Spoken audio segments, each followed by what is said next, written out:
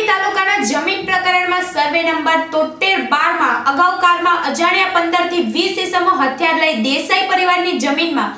ગેરકાયદેસર ઘૂસીને કમ્પાઉન્ડ અને શેડ તોડી પાડતા અને મજૂર માલિકને જાનથી મારી નાખવાની ધમકી આપતા દેસાઈ પરિવારે પારડી પોલીસ મથકે લેખિતમાં ફરિયાદ કરી હતી, જેમાં ગુરુવારના રોજ સવારે 8 કલાકે સામેવાળા નિલેશ મગનલાલ શાહ ટેમ્પો ભરી ટુકવાડા ગામે આવી તાર ખૂટાનું કમ્પાઉન્ડ માપણી કર્યા વિના જ ઊભા કરવાની કાર્યવાહી કરતા ફરિયાદે પારડી પોલીસ મથકે જાણ કરતા સમયસર પોલીસ પહોંચી જતા હાલ પૂરતું કામ બંધ કરી દેવામાં આવ્યું હતું।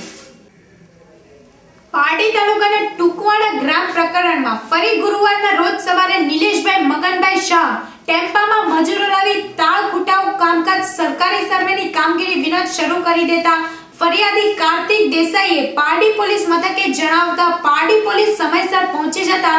હાલ મામલો શાંત પડ્યો હતો અને પોલીસે બંને પાર્ટીઓને જે તે સરકારી નિયમ મુજબ પોતપોતાના કમ્પાઉન્ડનું કામકાજ કરવા જણાવ્યું હતું, જ્યારે હાલ જમીનના ભાવ સોનાની લગડી સમાન પુરવાર થતા મોટા ભાગે તકરાર ઊભી થતી હોય છે અને એના માટે સિવિલ કોર્ટમાં ખેડૂતોએ જવાનું હોય છે,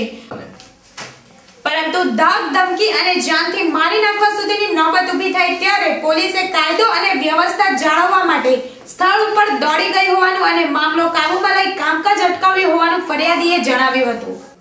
સમાચારની રફતાર ચાલુ જ રહેશે, તો જોતા રહો સત્ય ન્યૂઝ।